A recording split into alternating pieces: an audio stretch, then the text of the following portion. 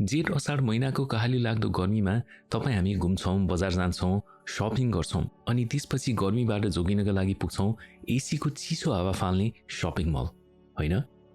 South कोरियाको यस्तै गर्मी मौसममा साम्पोङ मलमा हुने बाहिर गर्मी भए पनि भवनभित्र हुनुपर्ने एसीको चिसो हावाको मजा त्यहाँ आउने ग्राहकहरूले पाइरहेका थिएनन्। जो ग्राहक आए पनि कस्तो गर्मी भएको भनेर मलमा पसलेहरू अनि कर्मचारीहरूलाई कम्प्लेन गरिरहेका थिए। गर्मीका बावजुद पनि मलभित्र थिए करिब 1000 भन्दा बढी मानिसहरू। अनि त्यही दिन जुन 29 तारिककै दिन सन् 1995 मा 9 तलाको उक्त भवन 20 सेकेन्डभित्र धुलो पिठो भयो। भवन तहस नहस भएसँगै भाँसिएका थिए मलभित्र रहेका ती सबै मानिसहरू। आज हामी केही कथाहरूमा कुरा गर्नेछौँ साउथ कोरियाको साम्पोङ मल दुर्घटनाको बारेमा, जुन दुर्घटनामा परेर 500 भन्दा बढी मानिसहरूले ज्यान गुमाउन पुगेका थिए।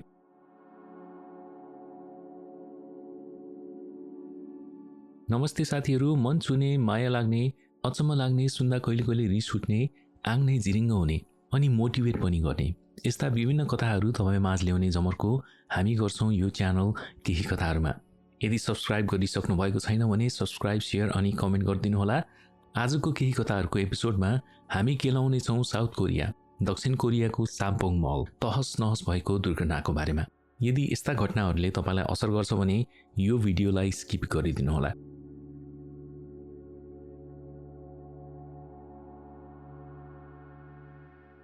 साउथ कोरिया दक्षिण कोरियाको अर्थतन्त्र बलियो र विविध छ।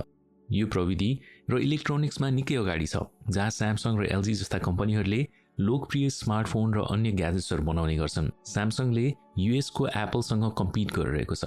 त्यसैगरी ह्युन्डाई र किया जस्ता उच्च गुणस्तरका गाडीहरूको उत्पादन पनि साउथ कोरियामा नै हुने गर्दछ।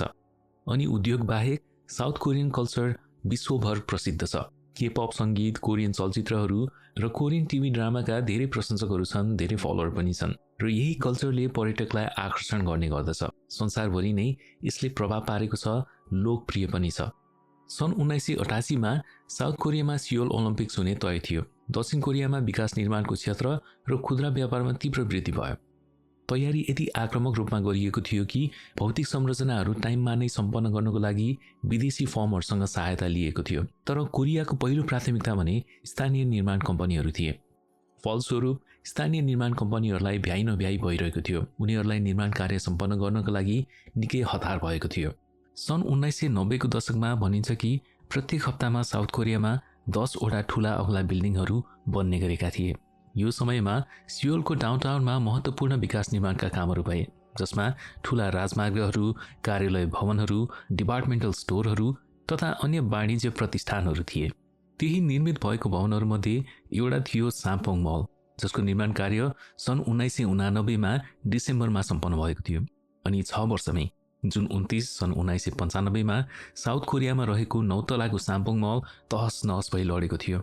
बिल्डिङ धुलो पिठो भएसँगै मलभित्र रहेका करिब 1500 जना व्यक्तिहरू पनि बिल्डिङसँगै भाँसिएका थिए।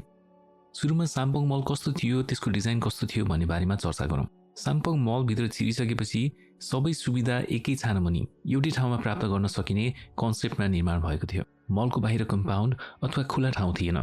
भवनमा पार्किङ गर्नको लागि जमिनमुनि 4 वटा बेसमेन्ट लेभल्सहरू B1 देखि B4 र जमिनभन्दा माथि स्टिल र कङ्क्रिटले बनेको 5 तलाहरू थिए। समग्रमा बिल्डिङ 9 तलाको थियो। भवनलाई उत्तर र दक्षिण, नर्थ र साउथ विङमा विभाजन गरिएको थियो। नर्थ विङमा थियो साम्पोङ मल वा बिल्डिङ A अनि साउथ विङमा थियो बिल्डिङ B। बिल्डिङ B मा चाहिँ धेरैजसो अफिसेसहरू, कार्यालयहरू थिए अनि एउटा जिम पनि थियो। बिल्डिङ B मा मानिसहरूको चहलपहल खासै हुँदैन थियो। यी दुई भवनहरूलाई लामो हलवेले जोडेको थियो। साम्पोङ मल जुन चाहिँ बिल्डिङ A थियो त्यो चाहिँ मुख्य भवन थियो, जसमा 5औं तलामा रहेको थियो एउटा फुड कोर्ट जहाँ 8 वटा रेस्टुरेन्ट्सहरू अवस्थित थिए। 4थो तलामा थियो घरको लागि चाहिने लग्जरियस सामान बेच्ने पसलहरू। तेस्रो तलामा थियो पुरुष र बच्चाको लुगा साथसाथै खेलकुद सामग्री बेच्ने पसल र दोस्रो तलामा महिलाको लुगा बेच्ने स्टोर। पहिलो तला सबैभन्दा ग्राउन्ड लेभलमा थियो विदेशबाट आयातित इम्पोर्ट गरिएका सामानहरू साथसाथै कस्मेटिक अनि ब्युटी आइटम्स बेच्ने पसलहरू। बेसमेन्ट लेभलमा 4 वटा बेसमेन्टहरूमध्ये 3 वटा स्टोरेज, मेसिन रिपेयरका काम अनि पार्किङको लागि छुट्याइएको थियो र B1 सबैभन्दा माथिको बेसमेन्ट चाहिँ कस्टमरलाई ओपन गरिएको थियो, जहाँ अरू पनि फुड स्टल, पसल अनि स्टोर्सहरू थिए। यही B1 बेसमेन्टबाटै धेरै कर्मचारी अनि ग्राहकहरू आउने जाने गर्दथे, जसमा फुट काउन्ट बढी थियो। सुरुमा साम्पोङ मल निर्माणको जिम्मा बाहिरी निर्माण कम्पनी वोसुङ कम्पनीले गरेको थियो। वोसुङ कम्पनीले जमिनमुनिका 4 तलाको निर्माण गरेको थियो, बेसमेन्ट B1 लेभलदेखि बेसमेन्ट B4 लेभलसम्म। तर त्यसपछि भने कम्पनीले उक्त भवन निर्माण गर्ने ठेक्का तोडेको थियो। यसको कारण हामी पछि छलफल गर्नेछौँ। वोसुङ कम्पनीले निर्माण कार्यबाट पछि हटेपछि साम्पोङ मलका लगानीकर्ताहरूले बागीको निर्माणको काम आफ्नो नियन्त्रणमा रहेको स्थानीय फर्मलाई दिएका थिए। केही समयपछि साम्पोङ मलको कन्स्ट्रक्सन कम्प्लिट भयो र मलको डिसेम्बर सन् 1989 मा भव्य उद्घाटन पनि भयो। मलमा 1000 व्यक्ति काम गर्ने गर्दथे र दैनिक 40,000 ग्राहकहरू आउने गर्दथे। पुरै मलको कुल क्षेत्रफल 73,877 वर्ग मिटर थियो, जुन 10 वटा फुटबल मैदानको आकारको बराबर छ, अझ ठुलो। सियोलको साम्पोङ सपिङ मल दक्षिण कोरियाको आर्थिक परिवर्तनको एउटा प्रतीकको रूपमा ठहरिएको थियो र यसले बढ्दो जनसङ्ख्याको मागको अनुसार सेवा प्रदान गर्नेमा सबैजना विश्वस्त थिए। यसले दैनिक हजारौं ग्राहकहरूबाट उल्लेखनीय व्यापार गरी नाफा कमायो।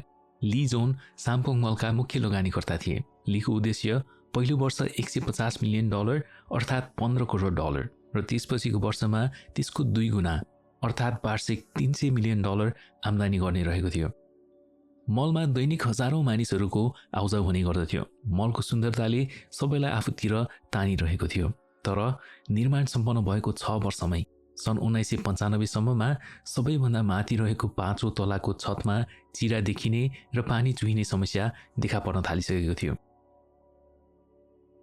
रेस्टुरेन्टको भुइँ 15 डिग्री तल लच्किएको थियो। ढोकानिर राखिएको फ्रिज 5 फिट जति पर चिप्लिएर भित्तासम्म सरेको थियो। त्यसैगरी उक्त रेस्टुरेन्टका टेबलमा कसैले चपस्टिक राख्यो भने चपस्टिक गुडेर टेबलबाट खस्थ्यो। यी सङ्केतहरूले तुरुन्त उक्त मललाई निरीक्षण गर्नुपर्ने आवश्यकता आउन थियो। तर देखिएका समस्याहरूलाई समाधान गर्नका लागि कुनै पनि ठोस कदम चालिएको थिएन। यसको सट्टा 5औं तलालाई प्रयोग नगरी रेस्टुरेन्टमा अवस्थित व्यापारिक सामग्रीहरूलाई तल्लो तलामा सारिएको थियो। भवन जोखिममा रहेको थाहा हुँदाहुँदै पनि मल व्यवस्थापकहरू र कार्यकारीहरूले मललाई सञ्चालनमा राखिरहे। समयसँगै धेरै व्यक्तिहरूले भवनभरि चिराहरू नोटिस गर्न थालिसकेका थिए। भवनभरि नै धेरै खालका समस्याहरू देखा पर्न थाले।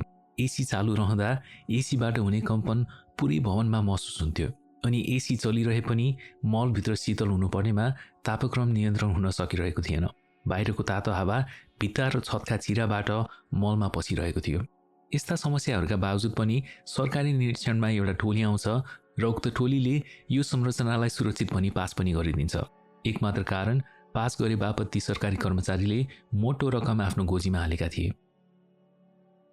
भनिन्छ दक्षिण कोरियामा त्यो समयमा भौतिक संरचना निर्माण र खुद्रा व्यापार व्यवसायमा धेरैभन्दा धेरै भ्रष्टाचार भएको थियो अनि भ्रष्टाचार एउटा संस्कृति बनिसकेको थियो।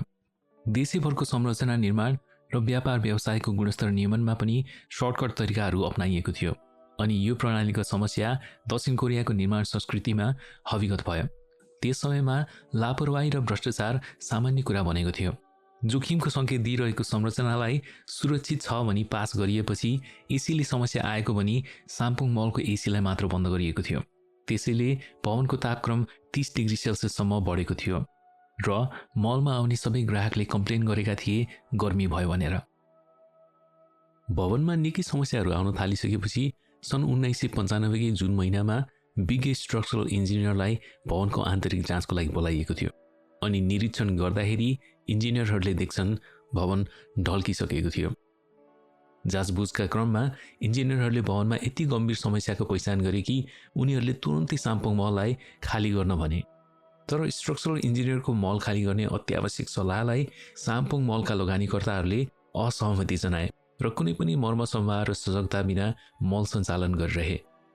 साम्पोङ मल लडेर भासिनुको एक दिन अगाडिको रातमा सेक्युरिटी गार्डहरूले भवनको छतमा प्वाल परेको देख्छन् र लीका छोरा जो साम्पोङ मलका सिइओ थिए उनलाई यसबारेमा जानकारी गर्छन्। लीका छोरा निरीक्षण गर्नका लागि मल पुग्छन् र त्यहाँ पुगिसकेपछि रेस्टुरेन्टका म्यानेजरले उनलाई 5औं तलाको एउटा पिलरमा 8 इन्च लामो चिरा देखाउँछन् अनि ती म्यानेजरले नै रेस्टुरेन्टको किचन एरियामा रहेको माथिल्लो छत लच्किएर तल झरेको पनि देखाउँछन्। लीका छोराले यी सबै खतराका सूचक देख्न त देख्छन्, तर उनको चिन्ताको विषय भने भिन्न रह्यो।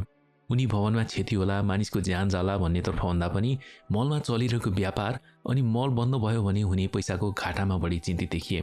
साम्पोङ मलबाट उठ्ने दैनिक 4 लाख अमेरिकी डलर बराबरको व्यापार गुमाउने जोखिम लिनलाई लीका छोरा राजी भएनन्।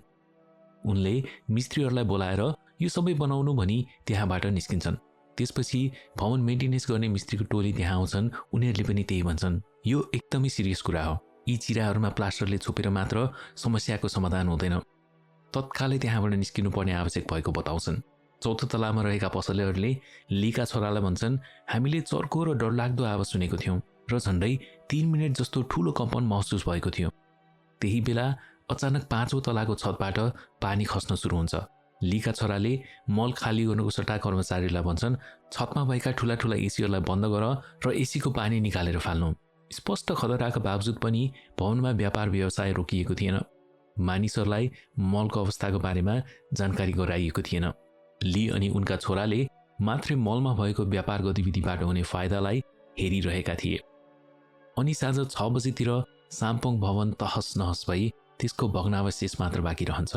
जुन 29 सन् 1995 के दिन, जुन दिन विज्ञहरूले चेतावनी दिएका थिए, त्यही दिन सियोलको विकासको प्रतीक साम्पोङ मल भत्किन्छ र कुरूप भग्नावशेषमा परिणत हुन्छ।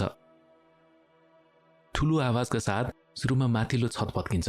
छतमाथि राखिएका एसीहरू 5औं तलामा खस्छन्, जसले श्रृङ्खलाबद्ध रूपमा एकपछि अर्को गर्दै भवनको छत खस्छ। 5औं तलाबाट चौथो, चौथोबाट तेस्रो, तेस्रोबाट दोस्रो अनि दोस्रोबाट भुइँ तलामा। मात्र 20 सेकेन्डमा एकपटकको फेमस सपिङ सेन्टर 42,000 टनको भग्नावशेष र खरानीमा परिणत हुन्छ। अनि ती भग्नावशेषमा पुरिएका थिए 1,000 भन्दा बढी मानिसहरू।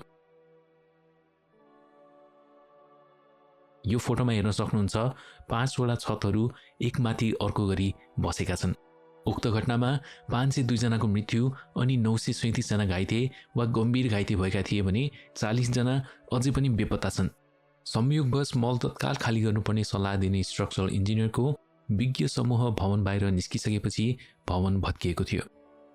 उद्धार कार्यहरू तुरुन्तै सुरु गरियो, तर जीवितको खोजी र उद्धारमा बिल्डिङको उत्तरी भागमा ठडिएको भित्ताले बाधा पुर्यायो।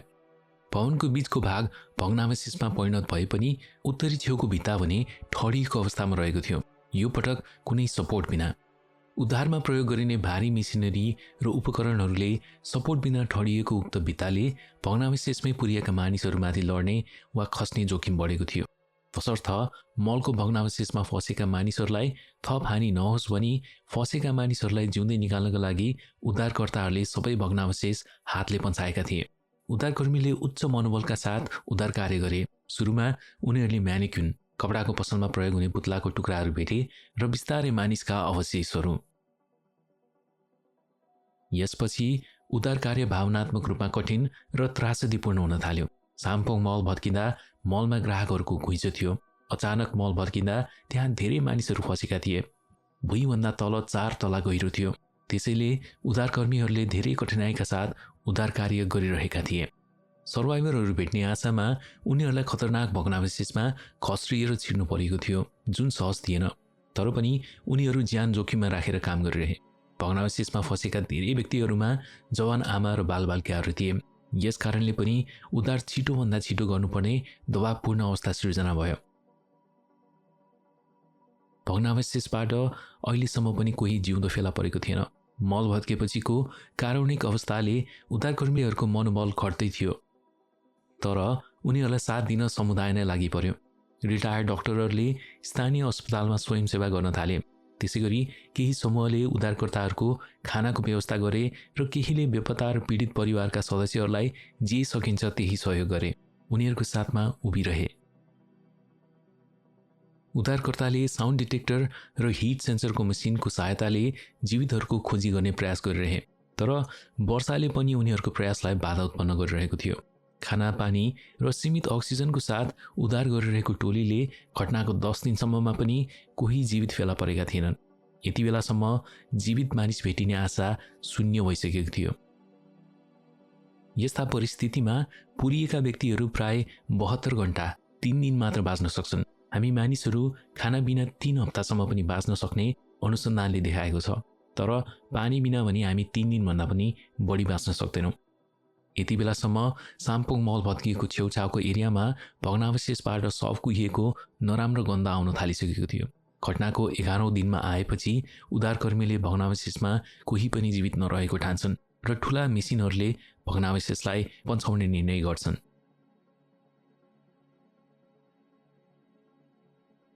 साम्पोङ मल दुर्घटनाको बाँकीको कथा लिएर हामी आउनेछौँ अर्को भागमा। दोस्रो भागमा हामी कुरा गर्नेछौँ सर्भाइभरहरूको कथा अनि 9 तलाको उक्त मल ढल्नुको पछाडिका कारणहरू के थिए भनेर, दोषीलाई के कारबाही भयो अनि घटनापछि साउथ कोरियामा सरकारले के कस्ता कदम चाले। थ्याङ्क यू सो मच भन्न चाहन्छु सुनेर साथ दिनुभयो यतिन्जेलसम्मको लागि। अर्को भेट नभएसम्म माया फैलाउँदै गर्नुहोला, केही कथाहरू सुन्दै अनि सुनाउँदै गर्नुहोला।